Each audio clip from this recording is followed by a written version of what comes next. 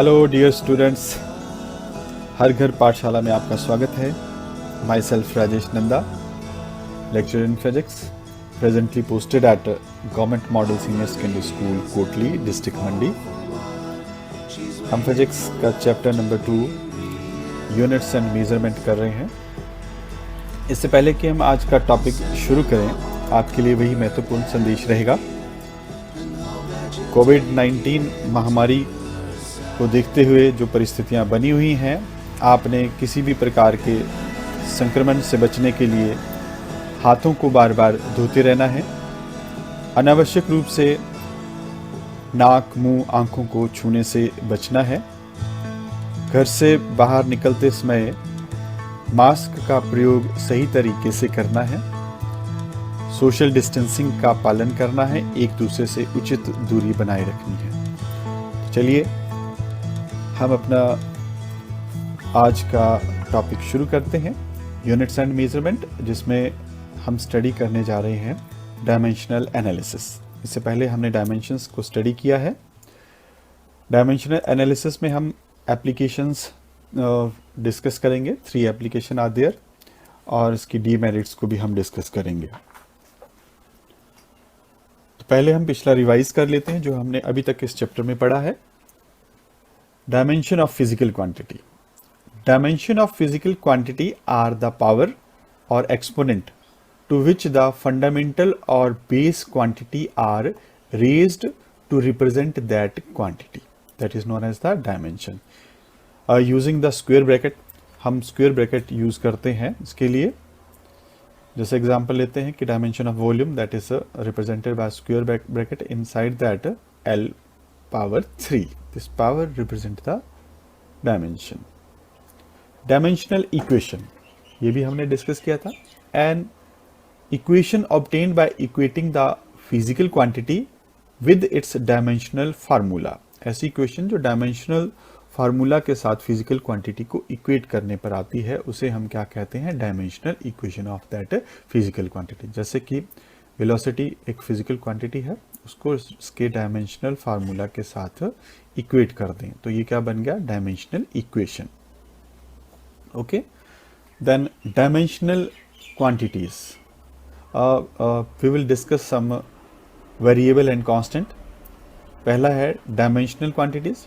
Dimensional quantity is a physical quantity which has dimension. नाम से पता चल रहा है कि डायमेंशनल क्वांटिटी ऐसी फिजिकल क्वांटिटी होंगी जिसके डायमेंशंस होंगे, जैसे कि स्पीड, एक्सेलेरेशन, मोमेंटम, इन सब के डायमेंशन होते हैं। फिर आता है डायमेंशनलेस क्वांटिटीज। डायमेंशनलेस मतलब डायमेंशन नहीं है ऐसी फिजिकल क्वांटिटी का। Dimensionless quantity is a physical quantity which has no dimensions. Example relative density, relative index, refractive index, strain, etcetera. Dimensional constant, dimension है और कांस्टेंट भी है। Dimensional constant is a constant which has dimension. For example universal gravitational constant, Planck's constant, Hubble constant, etcetera etcetera. फिर आते हैं dimensionless constant, ऐसी value जो constant है और डायमेंशन भी नहीं है, dimensionless. Dimensionless constant is a constant which has no dimensions. Example, any numerical value, pi, epsilon, etc. फिर हमने डिस्कस किया था principle of homogeneity of dimension. Magnitude of physical quantity may be added, subtracted from one another if they have the same dimension. मतलब क्या है कि dimension of the physical relation on the two side must be same. That is the principle of homogeneity. Example लिया है यहाँ पे, initial velocity can be added और subtracted from the final velocity. Velocity initial है चाहे final है, velocity ही dimension same होंगे तो वो ऐड या सब्ट्रैक्ट की जा सकती हैं। बट अगर मोमेंटम और फोर्स की हम बात करें तो दोनों के डायमेंशन सेम नहीं है, डिफरेंट है, तो that they can not be added और सब्ट्रैक्टेड फ्रॉम ईच अदर। तो आ जाते हैं हम आज के टॉपिक पर, dimensional analysis and its application. तो डायमेंशनल एनालिसिस की एप्लीकेशंस के बारे में हम बात करते हैं। Dimensional analysis can be used to check the dimensional consistency of equation, और हम बोल सकते हैं check the correctness of relation by using the principle of homogeneity of dimension. Second application होगी to convert unit in one system into another system. एक system of unit से दूसरे system of unit में convert करना हो तब भी हम dimension का इस्तेमाल करते हैं. थर्ड जो एप्लीकेशन है इसके जो हम डिस्कस करेंगे, to derive the relation between physical quantities based upon certain reasonable assumptions. मतलब क्या है कि we will derive the relation between the various physical quantity given to you in a question. तो पहले आ जाते हैं हम, check the dimensional consistency of equation, मतलब check the correctness of relation. उसके लिए हम इस्तेमाल करेंगे principle of homogeneity of dimension. एक बार फिर से हम आपको बता देते हैं principal of homogeneity of dimension. Magnitude of physical quantity may be added together or subtracted from one another if they have the same dimension. एक दूसरे से तभी ऐड या सब्ट्रैक्ट हो सकते हैं अगर डायमेंशन सेम हो. ओके, वही एग्जांपल कि इनिशियल वेलोसिटी से फाइनल वेलोसिटी ऐड या सब्ट्रैक्ट की जा सकती है क्योंकि डायमेंशन सेम है. वही एग्जांपल हमने दोबारा से लिया है कि फोर्स और मोमेंटम के डायमेंशन डिफरेंट होते हैं तो वो ऐड या सब्ट्रैक्ट नहीं की जा सकती एक दूसरे से. तो उसके लिए हम सीधे चलते हैं, एक एग्जाम्पल लेते हैं. ठीक है, एग्जाम्पल है to check the dimensional consistency of relation v square is equal to u square plus 2as.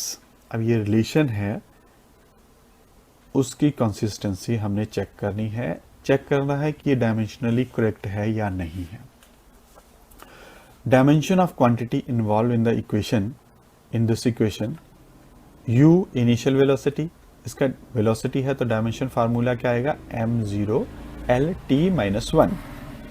Okay, v जो फाइनल वेलोसिटी है उसका डायमेंशन है, वेलोसिटी है चाहे इनिशियल हो फाइनल हो, dimension will be same m0 lt minus 1.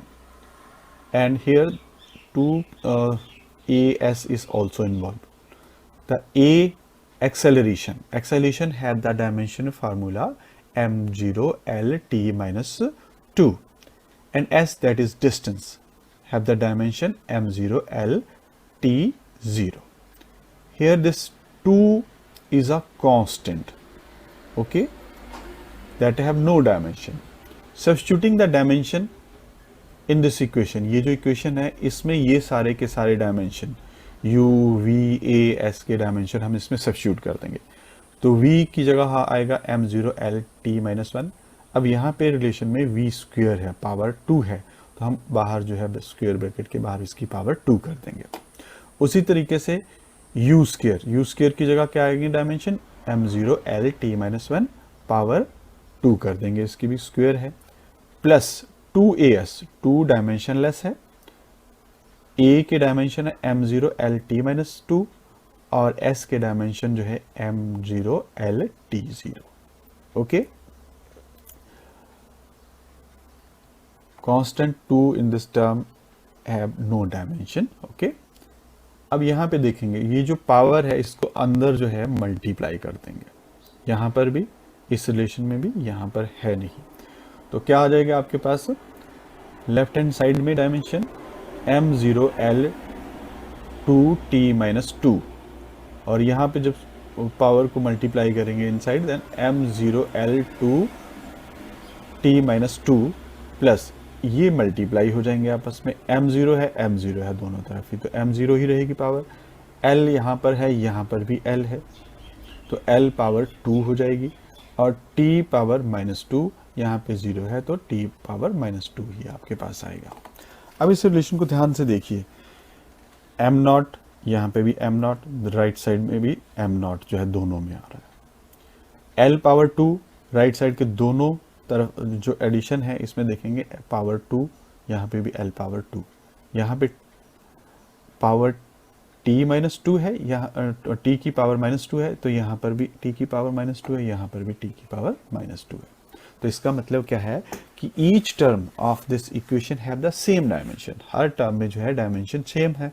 तो इसका मतलब क्या है, therefore the given equation is dimensionally correct और डायमेंशनली कंसिस्टेंट। ओके, अगर ये कंसिस्टेंट नहीं है, this equation, if this equation fail the consistency test it prove to be wrong, अगर ये इक्वल नहीं होते डायमेंशन तो ये फेल हो जाती है और ये जो है वो रिलेशन गलत होता।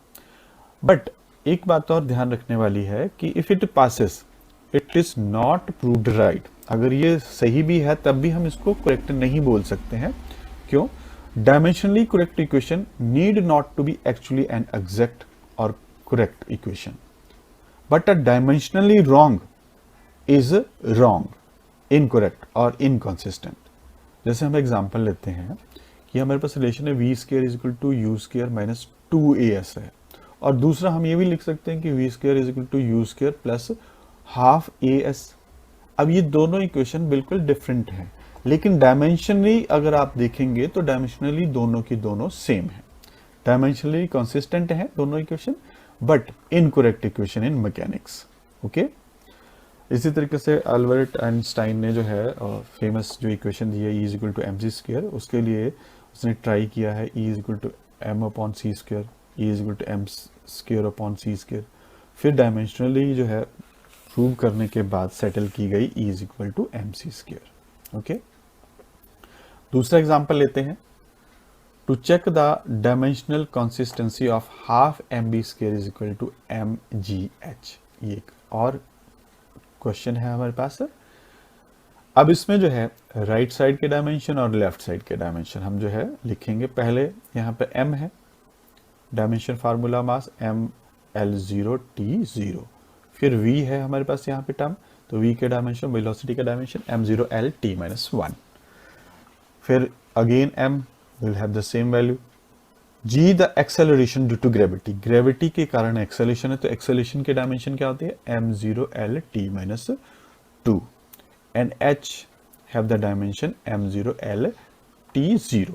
ओके, अब ये जो सारे डायमेंशन है इस इक्वेशन में सब्स्टिट्यूट कर देंगे। Substituting the dimension in the given equation half m b square is equal to m g h, इसमें सब्स्टिट्यूट करेंगे डायमेंशन, तो क्या आएगा, पहले m के डायमेंशन m l0 t0, फिर m v के m0 l t minus 1 power 2, और फिर इस राइट साइड में m0 l0 t0, g के m0 l t minus 2 and h के m0 l t0। ओके, अब ये अंदर पावर मल्टीप्लाई हो जाएगी और सिंप्लीफाई करेंगे तो आपके पास डायमेंशन क्या बन जाएगी, यहाँ पे m0 है, यहाँ पे 1 है तो m1, यहाँ पे 0 है l की पावर, यहाँ पे पावर कितनी हो जाएगी 2, तो l power 2 t power minus 2। Okay, ये आ गया लेफ्ट हैंड साइड का डायमेंशन। अब इसमें से देखेंगे यहाँ पे m पावर 1 है, यहाँ पे 0 है, 0 है तो m पावर 1, फिर l0, यहाँ पे l पावर 1 है, यहाँ पे l पावर 1 है, तो 1 + 1 2 हो जाएगी, l पावर 2, यहाँ पे t पावर 0 है, यहाँ पे t माइनस 0 है, यहाँ पे 0 है, तो ये बन जाएगी पावर t माइनस 2।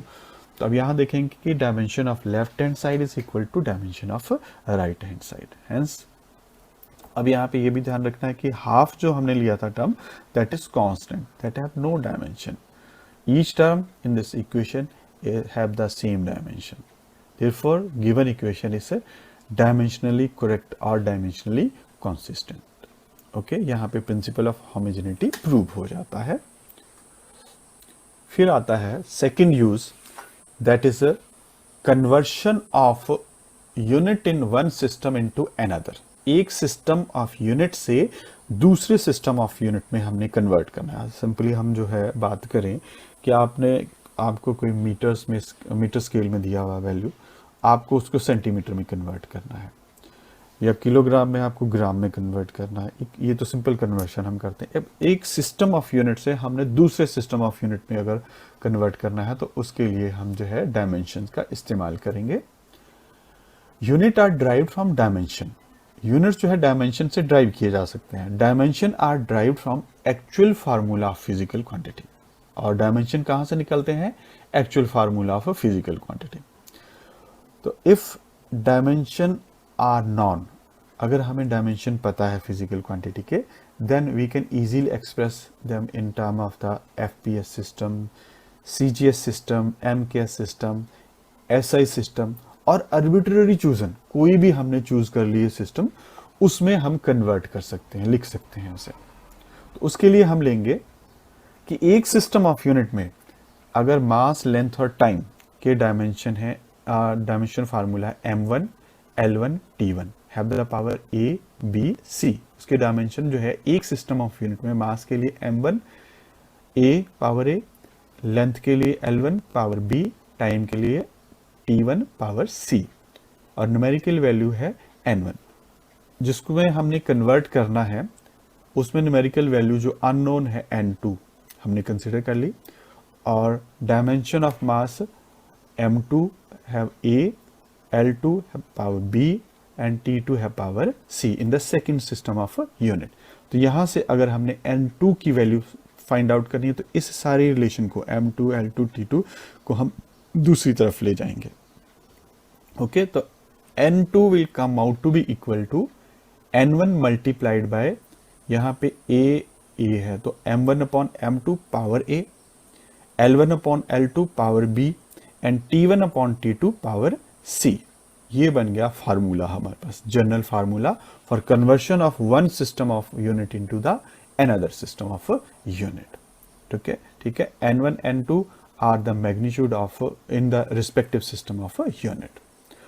अब सिंपल सी बात करें जो हम पहले भी कर चुके हैं, smaller the unit bigger is magnitude of physical quantity and bigger the unit smaller is the magnitude of physical quantity. For example ले लेते हैं कि मीटर्स में अगर उसको सेंटीमीटर में लिखना है तो क्या हो जाएगा 100 सेंटीमीटर। 1 मीटर जो है वो कितना होता है 100 सेंटीमीटर।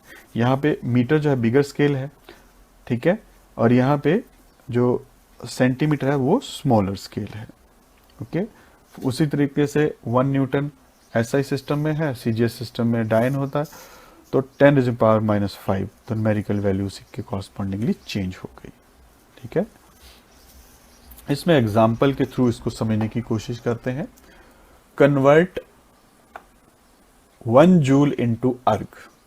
जूल जो है वो एनर्जी या वर्क का यूनिट है in the SI system. Joule is a unit of energy और work in SI system and erg जो है, erg is unit of in the energy और work in CGS system. Okay, तो हमने SI system से CGS system में convert करना है। उसके लिए हमें क्या चाहिए होगा, डायमेंशनल फार्मूला। तो डायमेंशन फार्मूला ऑफ वर्क और एनर्जी क्या होता है, ml2 l power 2 t power -2। ये जो है डायमेंशन फार्मूला ऑफ वर्क और एनर्जी। अब इसमें जो है unit from the dimension in SI system. SI system में मास के लिए यूज होता है किलोग्राम, मीटर जो लेंथ के लिए मीटर और टाइम के लिए सेकंड, और सीजीएस सिस्टम में होता है ग्राम, सेंटीमीटर एंड सेकंड। तो डायमेंशन जो यूनिट जो है यहां से हम बना सकते हैं इसके kilogram metre square per second square in SI system and gram centimetre square per second square in the CGS system. तो let n1 joule is equal to n2 erg, जो हमारे पास n2 हमने फाइंड आउट करना है। तो यहाँ पे SI system में n1 इज इक्वल टू 1, क्योंकि 1 जूल को कन्वर्ट करना है अर्ग में। n2 जो हमने फाइंड आउट करना है, जो हमें पता नहीं है, वो सीजीएस सिस्टम में। m1 that in SI system that is kilogram, mass जो है हम किलोग्राम में रिप्रेजेंट करते हैं। किलोग्राम टू कन्वर्ट करना है हमने सीजीएस में, दैट इज उसमें m2 that will be equal to 1 gram. तो हम किलोग्राम के ग्राम बना लेंगे, 1 kilogram will be equal to 1000 gram. उसी तरीके से लेंथ जो है एसआई सिस्टम में मेजर करते हैं मीटर में और सीजीएस सिस्टम में सेंटीमीटर में। तो यहाँ पर भी हम एसआई सिस्टम को जो है सेंटीमीटर में कन्वर्ट कर लेंगे। 1 metre is equal to 100 centimetre. Time के लिए दोनों में ही सेकंड होता है, सीजीएस हो चाहे एसआई सिस्टम। ठीक है, अब यहाँ पे देखें ml2 पावर 2 t -2, तो a b c, a is equal to 1, b is equal to 2 and c is equal to, c has the power -2। Okay, m power a, l power b, t power c is equal to m power यहाँ पे कितना है 1, l power 2। तो a की value कितनी होगी 1, b की value कितनी होगी 2, c की वैल्यू कितनी होगी -2। फार्मूला जो अभी हमने लिखा था n2 will be equal to n1 into m1 upon m2 divided power a, L1 upon L2 power B, T1 upon T2 power C। ये वैल्यू हम सब्स्टिट्यूट कर देंगे यहाँ से। M1 की जगह 1000 ग्राम, M2 की जगह 1 ग्राम, पावर जो है A की जगह 1।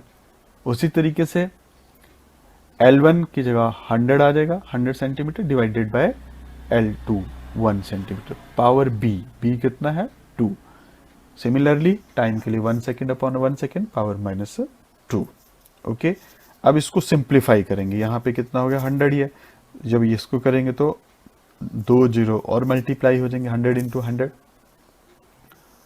तो आपके पास क्या बन जाएगा, ये n2 will be equal to this value, n2 will be equal to after simplification come out to be equal to 10 raising power 7, 3 0 from here and 4 0 from here, 3 plus 4 is equal to 7, n2 is equal to 7। मतलब क्या हुआ कि 1 joule is equal to 10 raising power of 7 अर्क।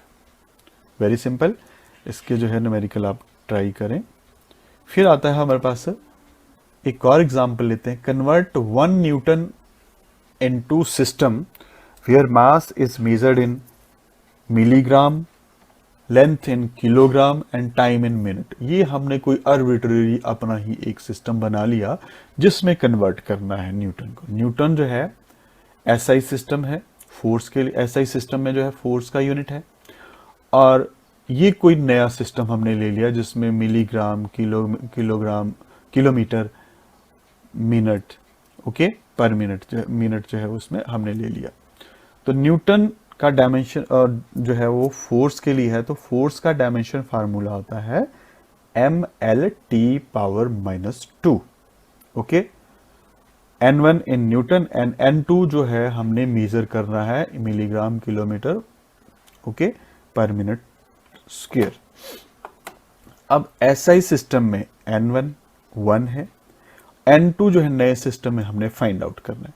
SI system में मास major करते हैं kilogram में। अब दूसरा सिस्टम क्या है जिसमें हमने मेजर करना है, कन्वर्ट करना है, उसमें ले रहे हैं हम milligram.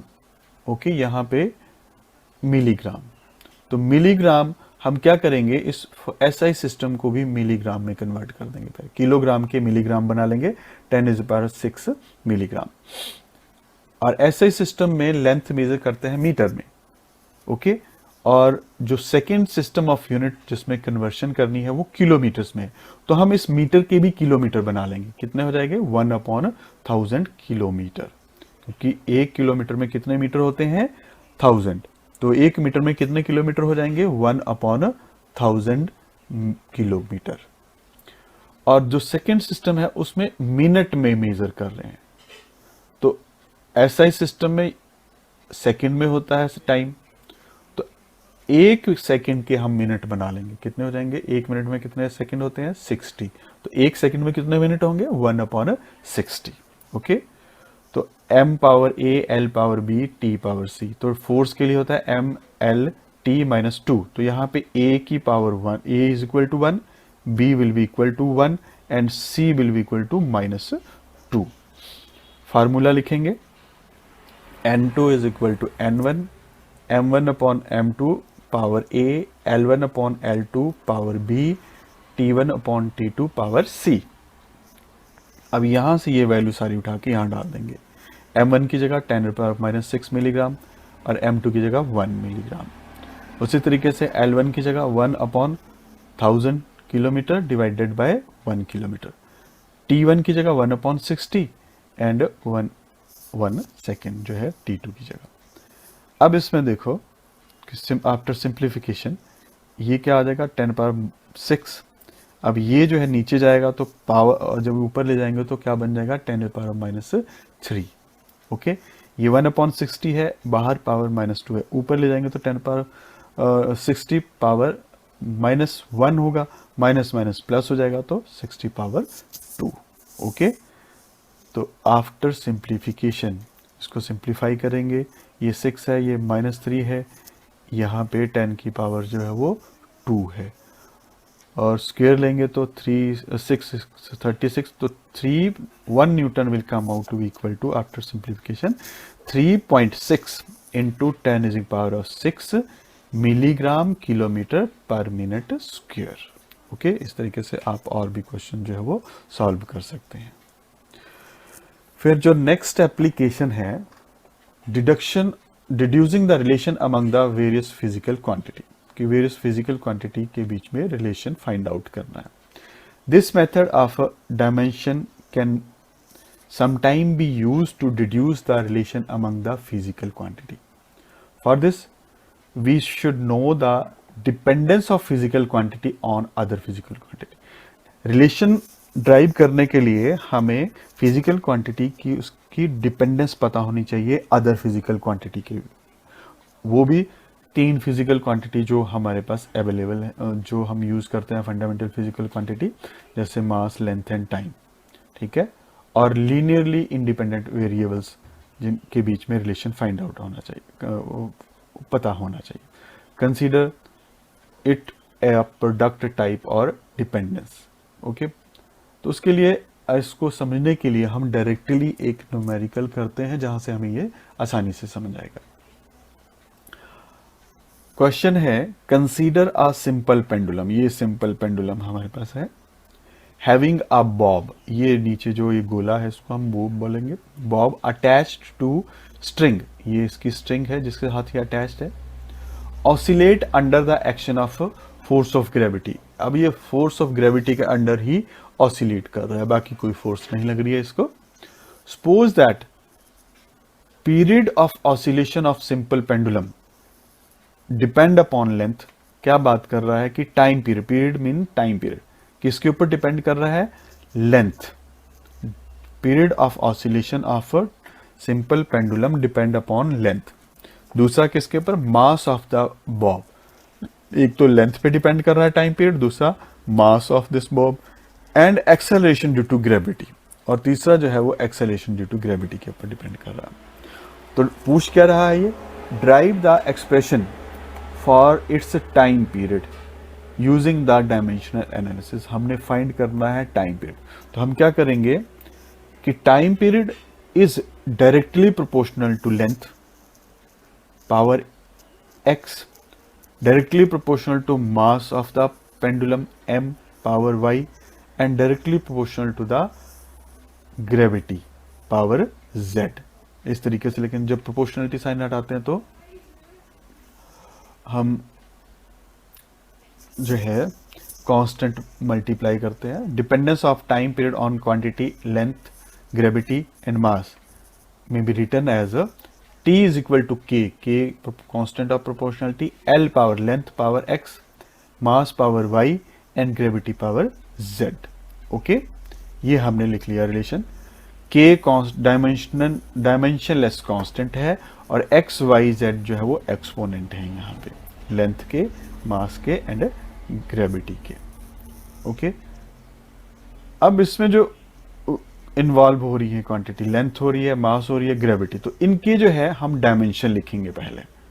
Dimension of quantity involve, मास का डायमेंशन क्या होता है, m l0 t0, लेंथ का होता है m0 l t0, और ग्रेविटी का होता है, एक्सेलरेशन ड्यू टू ग्रेविटी जो है m0 l t-2, and for the time m0 l t।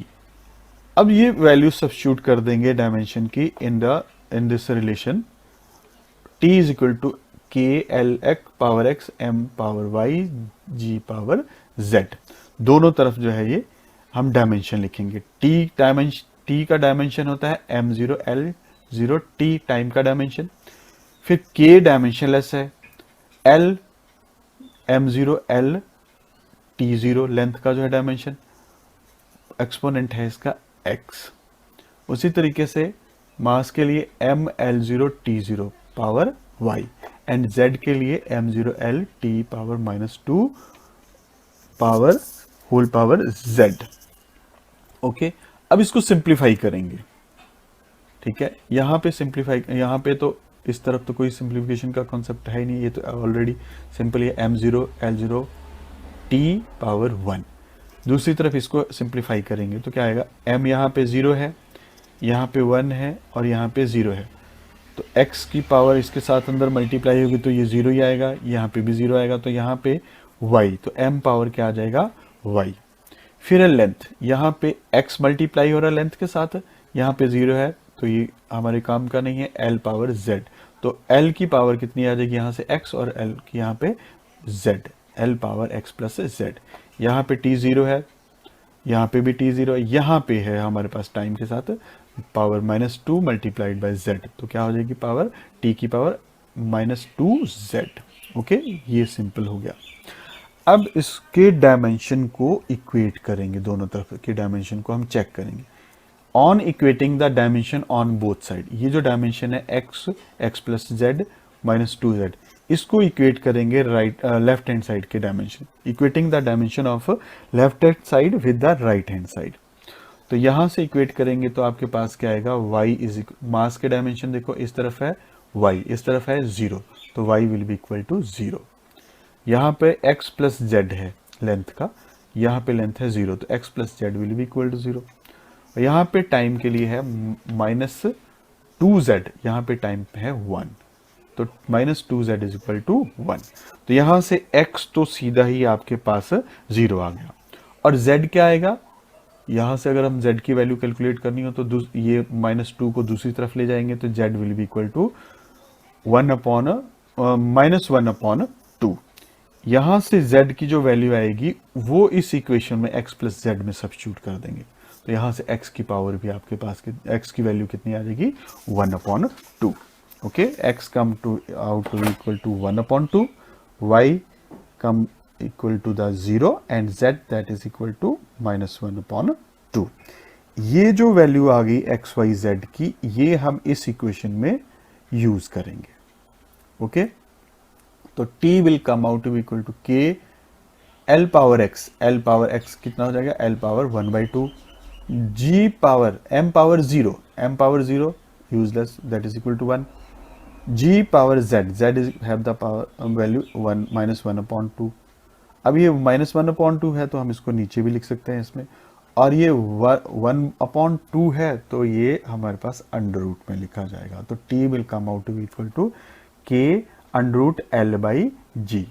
Okay, k is have the 2 pi determined by another method, तो किसी और मेथड से हम इसको फाइंड आउट करते हैं, तो t will be equal to 2 pi √l/g। तो ये था हमारा method to find the relation among the various physical quantities.